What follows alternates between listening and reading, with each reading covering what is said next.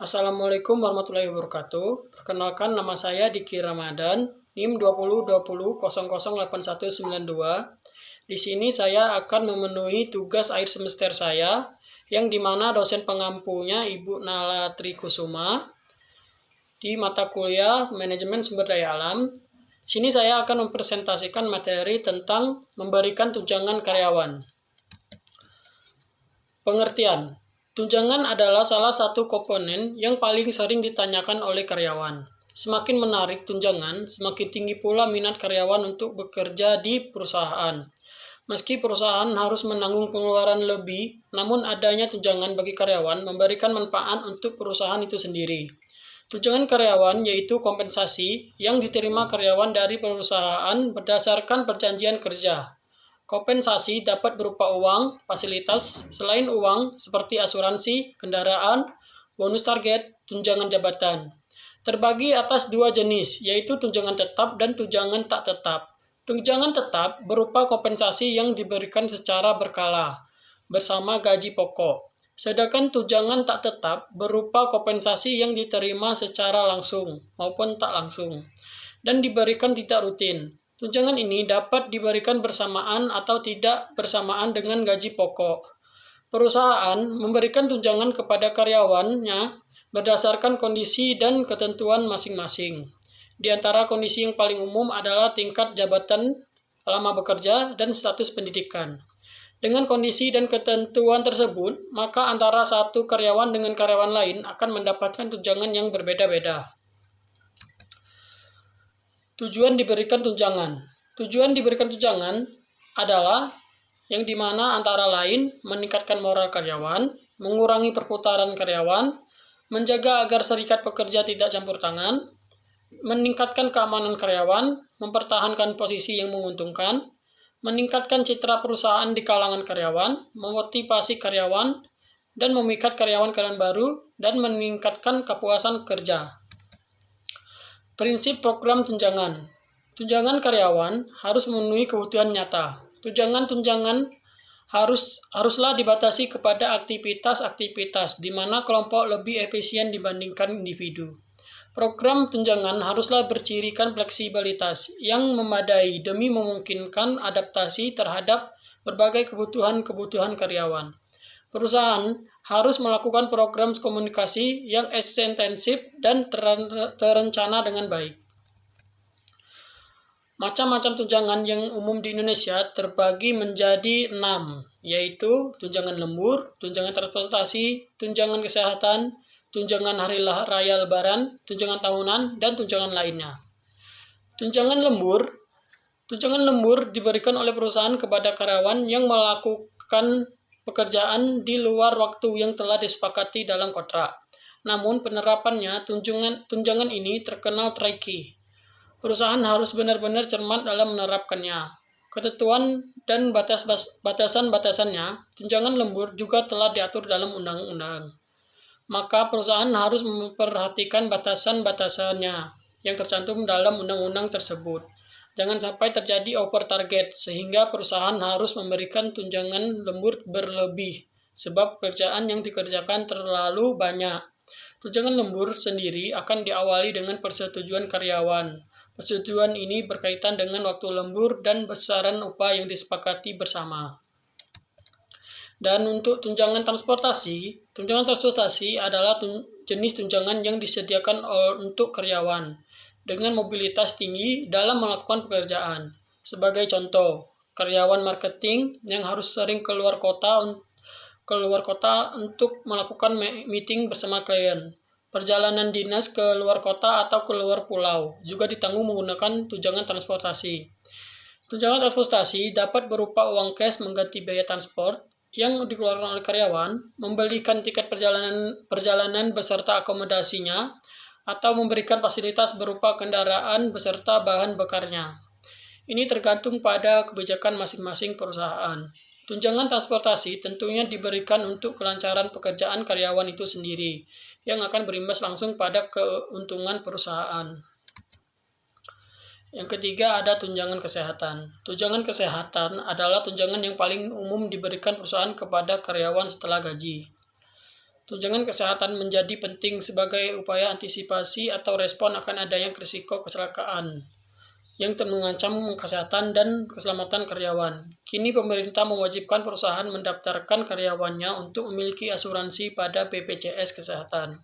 Besaran tunjangan kesehatan akan disesuaikan dengan risiko kecelakaan kerja. Semakin tinggi risiko kerja seorang karyawan, maka akan semakin tinggi pula angka tunjangan kesehatan yang disiapkan perusahaan. Yang keempat ada tunjangan hari raya lebaran. Tunjangan ini adalah salah satu jenis tunjangan yang ada di Indonesia. Tunjangan hari raya biasa disingkat THR. THR diberikan 1 tahun sekali menjelang hari raya.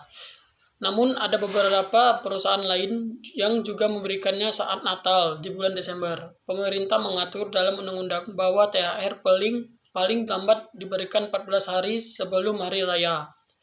Besaran THR adalah 1 kali gaji bulanan. Biasanya disertai juga parsel berupa sembako, biskuit, sirup, atau kebutuhan lainnya. Untuk menyambut datangnya hari Lebaran, tunjangan ini menjadi wajib bagi perusahaan-perusahaan di Indonesia karena Idul Fitri sudah menjadi momen yang membudaya bagi seluruh masyarakat Indonesia. Yang kelima ada tunjangan tahunan. Sesuai dengan namanya, tunjangan tahunan diberikan 1 tahun sekali, biasanya ketika target perusahaan dalam 1 tahun tercapai atau bahkan melebihi target. Tunjangan ini diberikan untuk memberi apresiasi atas kontribusi yang telah dicurahkan karyawan. Maka tunjangan tahunan ini sifatnya seperti uang bonus atau di luar gaji pokok. Sayangnya tunjangan ini tidak pasti diberikan setiap tahun, karena yang menjadi acuan adalah target tahunan perusahaan. Selain itu, besaran tunjangan tahunan akan bergantung pada seberapa besar target yang terlampaui. Yang terakhir adalah tunjangan lainnya. Ya, tunjangan lain yang menarik untuk didapatkan adalah voucher. Perusahaan bisa memberikan voucher berbelanja kepada para karyawan yang telah memberikan kinerja terbaiknya. Voucher Sodexo Gift Space bisa menjadi pilihan. Voucher dari Sodexo ini bisa digunakan untuk berbelanja di ratusan merchant ternama yang ada di Indonesia. Sodexo juga dapat mencetak voucher gift pass yang dipersonalisasi dengan nama karyawan. Sudah pasti karyawan yang menerimanya akan merasa senang karena mendapat tunjangan seperti ini, sehingga membuat performa mereka selanjutnya menjadi lebih baik lagi. Pentingnya menyesuaikan jenis tunjangan karyawan yang adil. Seberapa pentingkah tunjangan pada karyawan? Banyak karyawan yang berpendapat bahwa mereka lebih ingin mendapatkan benefit yang menguntungkan mereka dibanding sekedar kenaikan gaji. Pada dasarnya, mendapatkan gaji yang baik juga penting untuk karyawan, namun benefit juga tidak kalah penting untuk mereka. Pemberian benefit tidak hanya dapat dimanfaatkan oleh karyawan, tetapi juga bisa meningkatkan performa perusahaan secara tidak langsung. Adapun manfaat pemberian jenis tunjangan yang adil, yaitu tingkatkan loyalitas, tingkatkan fokus dan produktivitas, tingkatkan kehadiran, tingkatkan efektivitas rekrutmen karyawan. Tingkatkan loyalitas. Ketika memberikan tunjangan yang menarik, karyawan cenderung akan lebih loyal terhadap perusahaan. Karyawan ingin bisa memilih benefit yang cocok dengan gaya hidup mereka. Bahkan sebuah survei yang dilakukan oleh MedLife menyebutkan bahwa 72% karyawan ingin agar perusahaan mereka memberikan benefit yang dapat mereka pilih sendiri, agar mereka lebih loyal. Dengan perusahaan sudah menetapkan benefit yang akan didapatkan, karyawan tidak memiliki keleluasaan untuk memilih, karena tidak semua karyawan membutuhkan kacamata. Ketika karyawan sudah merasa loyal, mereka akan terus tetap bekerja di perusahaan. Dengan begitu menjadikan mereka sebuah aset berharga yang membuat performa perusahaan semakin meningkat. Memiliki program benefit yang lebih fleksibel akan meyakinkan mereka untuk tetap bertahan. Yang kedua, tingkatkan fokus dan produktivitas. Jika kurang bisa memberikan benefit yang adil untuk karyawan, mereka bisa kehilangan produktivitas dalam pekerjaan mereka. Bagaimana hal itu dapat terjadi? Karyawan memiliki kehidupan yang harus mereka pikirkan di luar pekerjaan, seperti keluarga, biaya kesehatan, biaya untuk anak, kebutuhan sehari-hari, dan lain-lain. Jika semua ini tidak dapat terpenuhi, mereka bisa saja kehilangan fokus mereka saat bekerja. Untuk itu, dapat memberikan opsi benefit yang sekiranya dapat meringankan beban pikiran karyawan. Tingkatkan kehadiran. Ada banyak alasan yang membuat karyawan telat masuk ke kantor atau bahkan absen. 4 diantaranya adalah masalah finansial, keluarga, kesehatan, dan motivasi diri. Mungkin saja karyawan memiliki kesulitan finansial sehingga hal tersebut menghalangi mereka untuk masuk ke kantor karena harus mengurus sesuatu. Dengan menyediakan benefit yang dapat meringankan mereka, dapat membuat karyawan jadi lebih tenang dan dapat datang ke kantor tanpa perlu khawatir. Selanjutnya, tingkatkan efektivitas rekrutmen karyawan.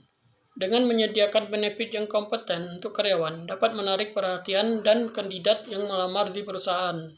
Anda mungkin berpikir bahwa gaji adalah faktor terbesar kandidat tertarik dengan pekerjaan yang ditawarkan. Namun benefit juga sama pentingnya dengan gaji.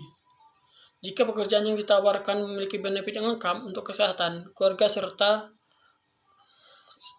serta kehidupan pribadi karyawan, peluang seorang kandidat menerima pekerjaan akan lebih besar. Hal ini juga akan membuat calon kandidat lebihnya memandang perusahaan sebagai perusahaan yang peduli terhadap kesejahteraan karyawan. Yang cara memanfaatkan tunjangan. Tunjangan yang didapatkan harusnya dapat dimanfaatkan dengan baik. Contohnya, ketika perusahaan menawarkan tunjangan kredit, maka jangan mengambil cicilan kredit yang melebihi kemampuan Anda. Lebih baik lagi jika mengutamakan menabung daripada berutang. Contoh lainnya, ketika mendapatkan THR atau tunjangan tahunan, jangan menggunakannya hanya untuk keperluan jangka pendek saja. Manfaatkan tunjangan itu untuk berinvestasi, sehingga akan mendapatkan kestabilan dan kesejahteraan keuangan. Kata-kata dari saya, setinggi apapun pangkat yang Anda miliki, tetap saja seorang pegawai. Dan sekecil apapun usaha yang Anda miliki, Anda adalah bosnya. Sekian presentasi dari saya. Kurang dan lebihnya saya mohon maaf. Salam dan bahagia. Wassalamualaikum warahmatullahi wabarakatuh.